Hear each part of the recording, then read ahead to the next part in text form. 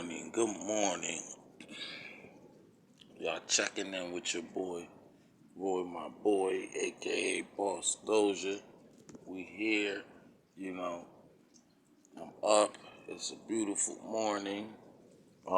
Today is the 28th. Tomorrow it goes down.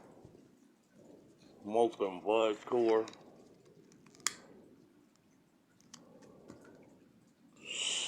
On that, I'll give it my prediction. My final prediction, today's weigh-in. I want to see if Bud gonna be, pushing, Spence today. I want to see if Spence gonna push up on, Bud.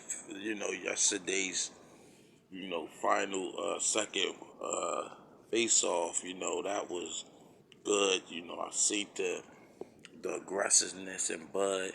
I see the furiness in Spence. And today is going down. Finally, I feel like, we're going to get to see the fight that we've been asking for and waiting to see. We got Terence Crawford versus Errol Spence for all the welterweight titles. They got to make history. Somebody about to be a unified welterweight champion. Something Floyd Mayweather did too. It's going down. I got, Spence. I believe Spence probably going to stop Crawford in around the 6 to the 10 rounds. I give it 6 to 10. If it's not a unanimous decision, because,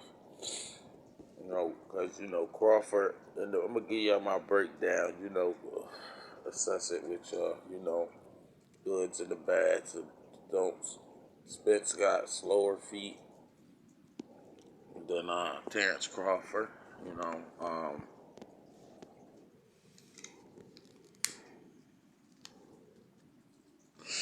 If I would rate their speed from a 1 to 10, I would say Crawford's speed would be at least I give Crawford at least an 8, 8.5. I give Spence around an 8, 7.5. I believe that Terence Crawford is a little bit faster than Errol Spence.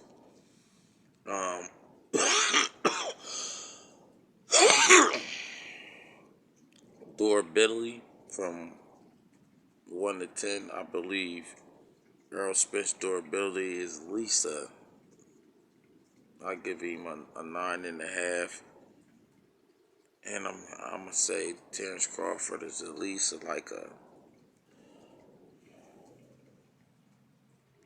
I'm gonna give him a 7 in durability. Chin wise, I believe the same thing. I believe Errol Spence's chin is just a little better. I give Crawford a 8.5, and I give Spence a 9.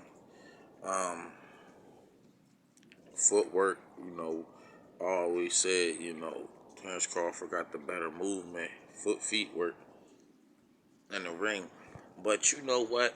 I'm not that's one of the main things of the fight that's gonna play a role in the fight is the feet.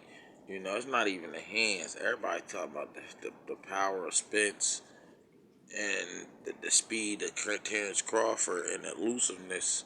The athleticness. But I feel like Spence is the maybe number one pressure fighter in boxing. He cuts off the ring better than anybody I've seen, even Canelo Alvarez. Errol Spence Jr. cuts that ring off. He stays in front of his opponent. It's not like these guys want to be there. I feel like he, marches him down with the jab and he cuts off the ring a lot. And he also implements the body punches to keep him there, keep him in place, keep him at bay as well. It's also his defense. We smoking what?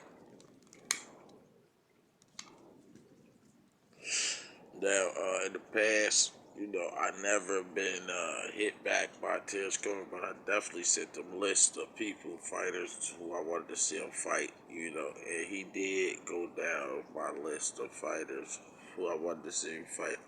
But not the list that I will put out there and say, oh yeah, he fought these people at the time that I wanted him to fight him, or, not like that. What I'm saying is that he got the pick.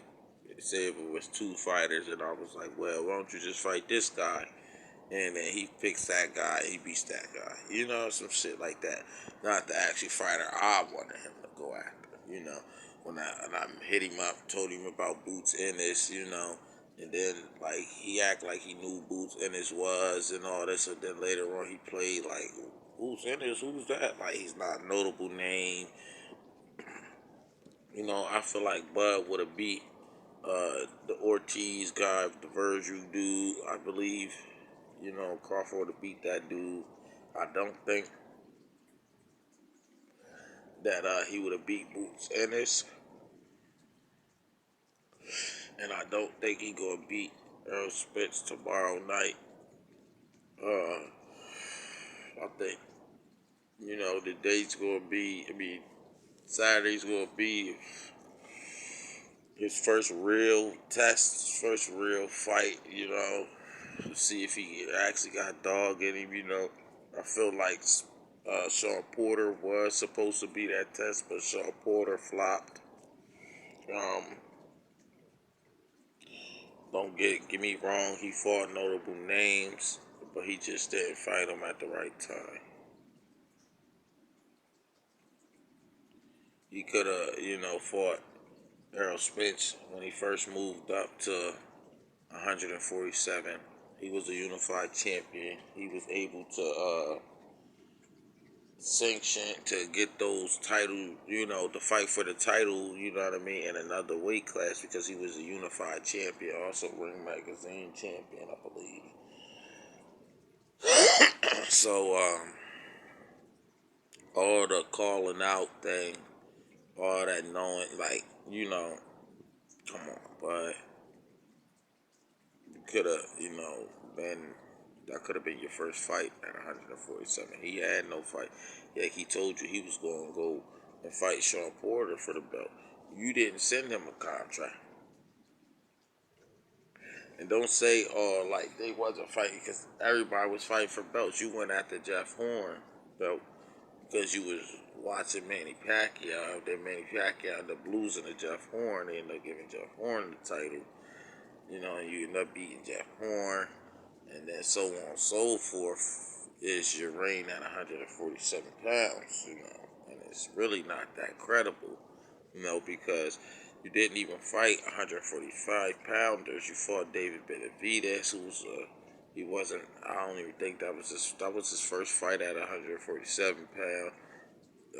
David Indonesian, the guy that I actually don't know, but chin was weak. Who else? Amir Khan, chin was weak. Who else? Mean Machine, weak. Mean Machine punch hard. Mean Machine's a little durable, but Mean Machine's no boxing skill with him, anything like that. Nothing to really be concerned about, I think Danny Garcia, any of those guys would easily beat any of those guys that I named on your 147 pound list,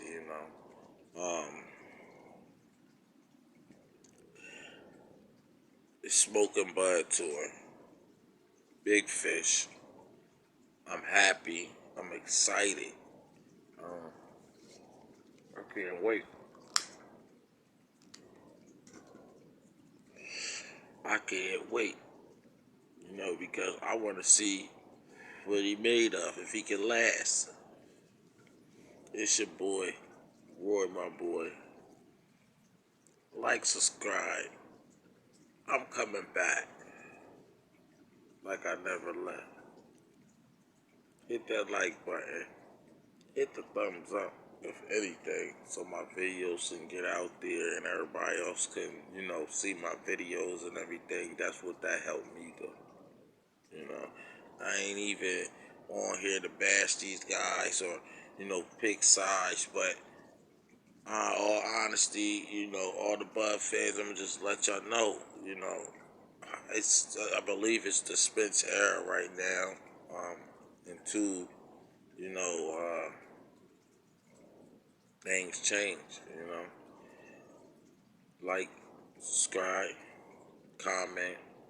I will get back to you in the comments as well. We can go at it. Anything y'all want to do, just like, subscribe, and comment. That's it. Y'all have a blessed day.